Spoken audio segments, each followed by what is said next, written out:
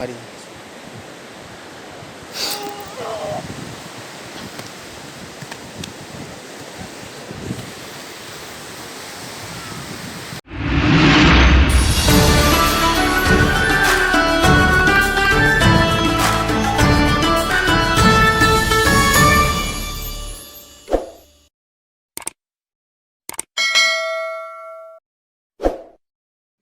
Bismillahirrahmanirrahim.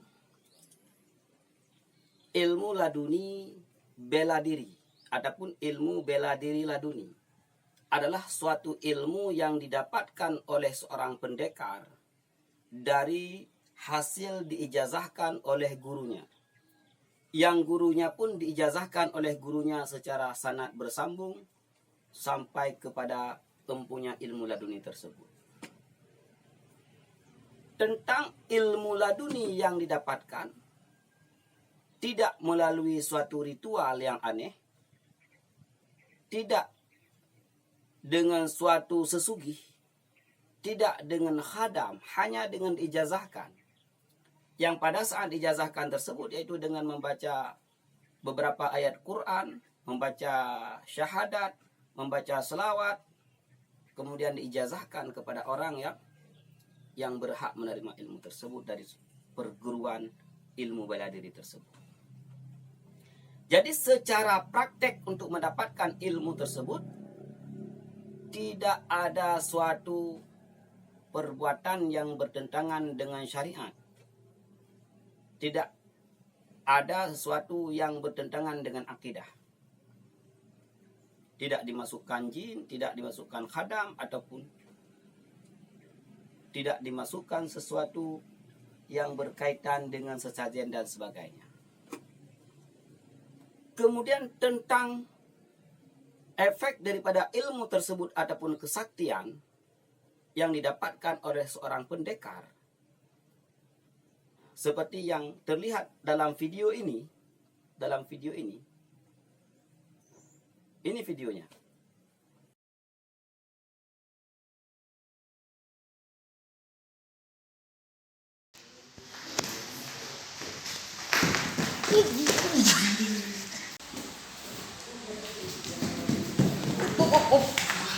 Aduh, maju.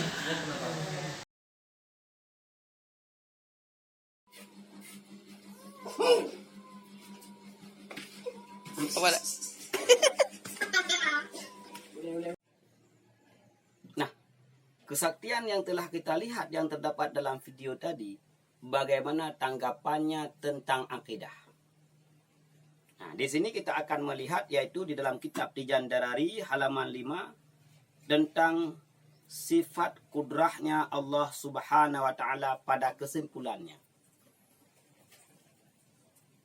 Wal hasilu anna man i'takada annal asbabal adiyata kan nari wasikini wal ukli wa syurbi tu'asiru fi musababatiha kal harqi wal qat'i wa syab'i warrayyi bizatiha fahuwa kafirun bil ijma'.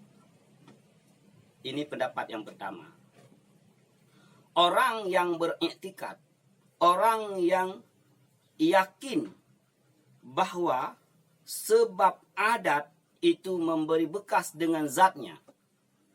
Orang yang beriktikad bahwa sebab adat memberi bekas dengan zatnya.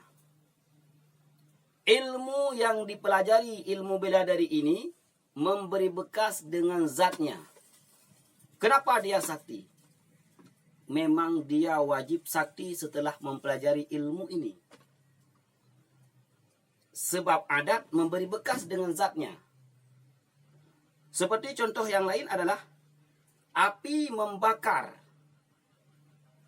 Siapa yang membakar? Zat api, hakikatnya zat api yang membakar.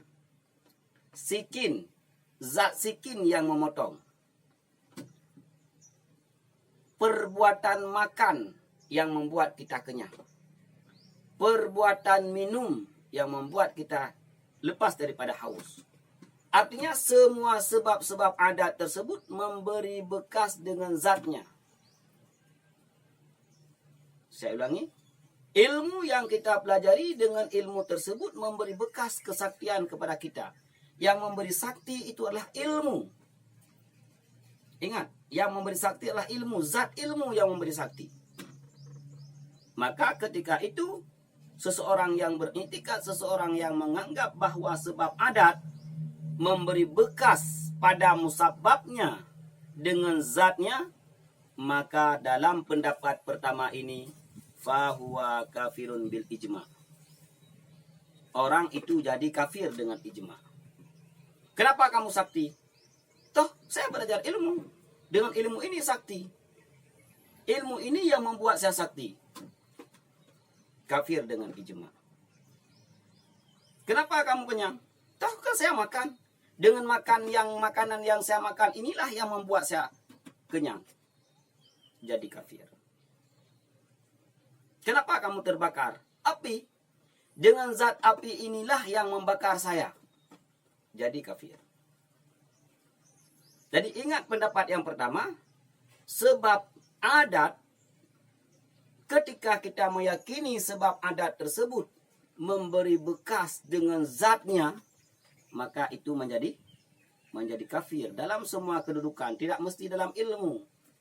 Makan, minum, bekerja dan sebagainya. Ini pendapat yang pertama. Au biquwatin ja'alaha Allahu fiha fa fi kufrihi qawlani wal asahu annahu laysa bikafirin bal fasiqin mubtadi'in. Wa mislul qailina bizalika al-mu'tazilah al-qailuna bi anna al-'abda yakhluqu af'ala nafsihi ikhtiyarihi bi quwwatin khalaqahu Allahu fihi fal asahu adamu kufrihim li ikrarihim bi anna qudratal 'abdi 'ala dzalika min Allah ta'ala. Yang kedua adalah orang yang beriktikad yang bahwa sikin dapat memotong dengan kekuatannya yang diberikan oleh Allah Subhanahu wa taala pada sikin tersebut.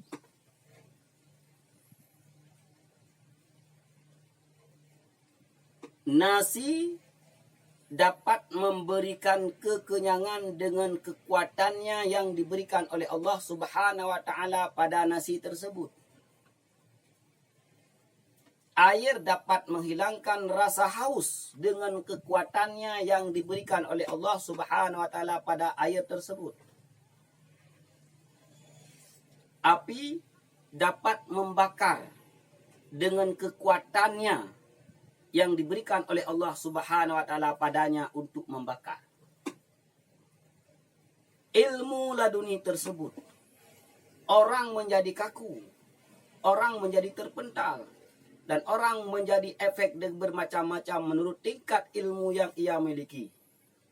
Ilmu itu yang menjadikan orang tersebut dengan kekuatan yang Allah berikan kepada ilmu tersebut. Maka ini orang tersebut khilaf, qaulani, dua pendapat.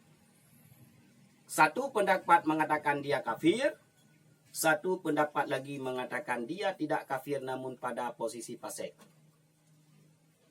Orang yang meyakini bahwa sesuatu, adat sesuatu, sebab adat sesuatu memberi bekas dengan kekuatannya, namun kekuatan yang ia dapatkan adalah Allah berikan kepada sebab adat tersebut.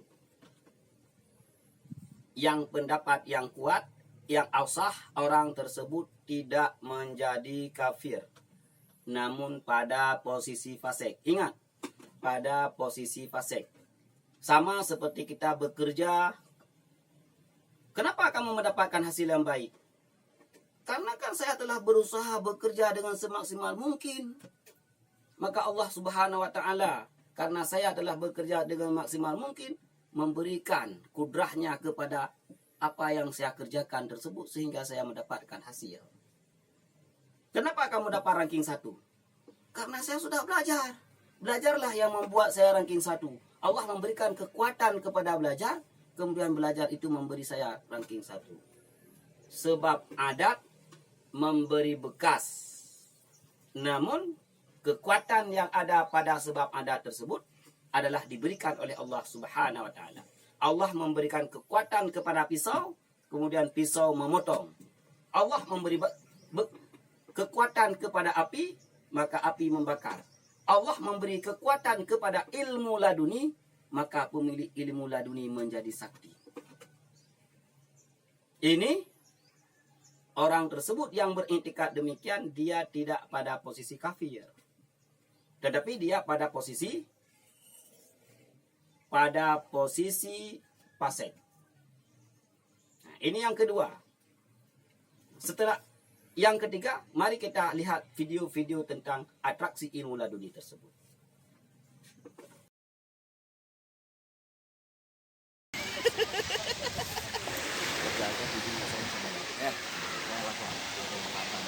Oh, pada saat jadi Al-Batinya, Al-Bati Mas yang satu bukan belum apa-apa Bu. Ya. Masih Laduni. Enggak, laduni itu Hindu. Perguruannya ada Al-Bati, ada ini, ada perisai ini, perisai itu kan. Apa? Nah, saya bilang, saya tahu tuh. Apa? Yakin Pak Muslim? Tak.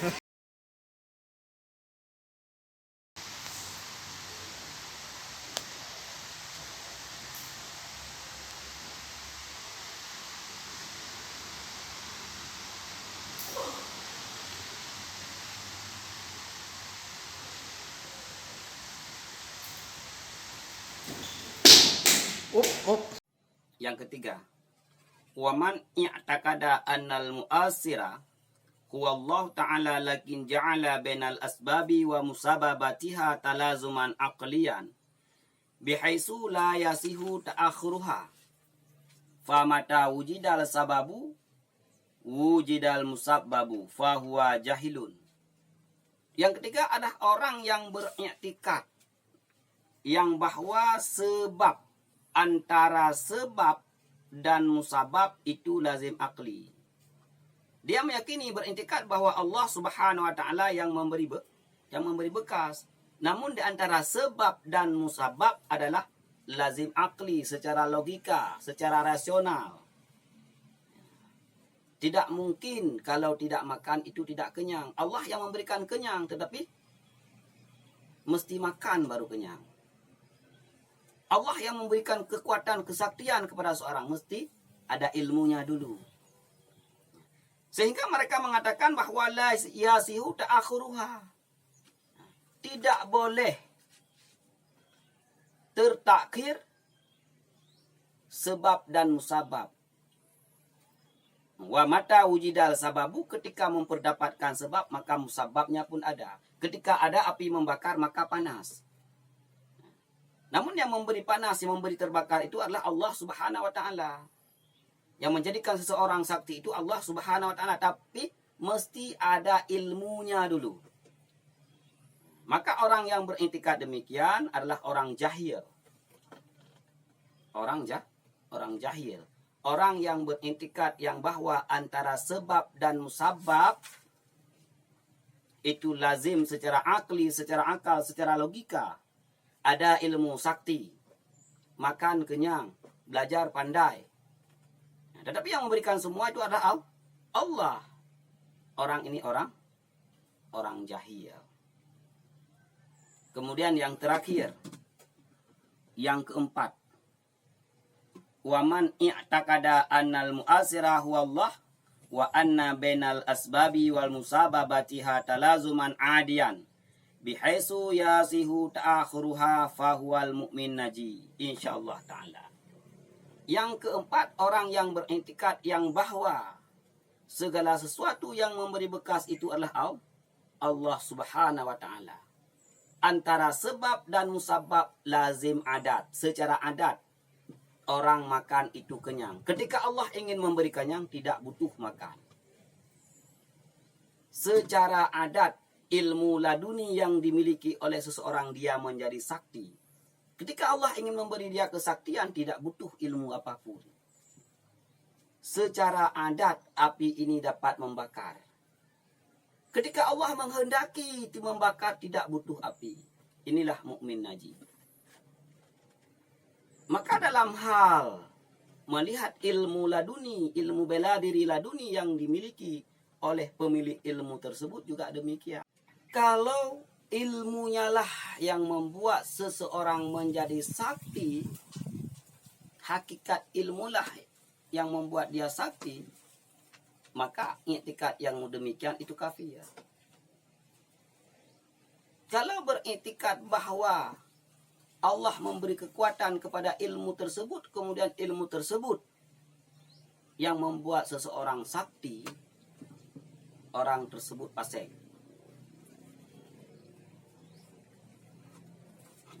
Kalau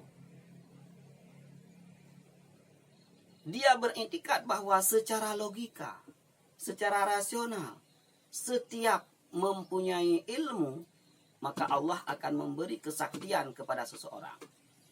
Kalau dia sudah ada ilmu, maka Allah akan memberikan kesaktian kepada orang tersebut.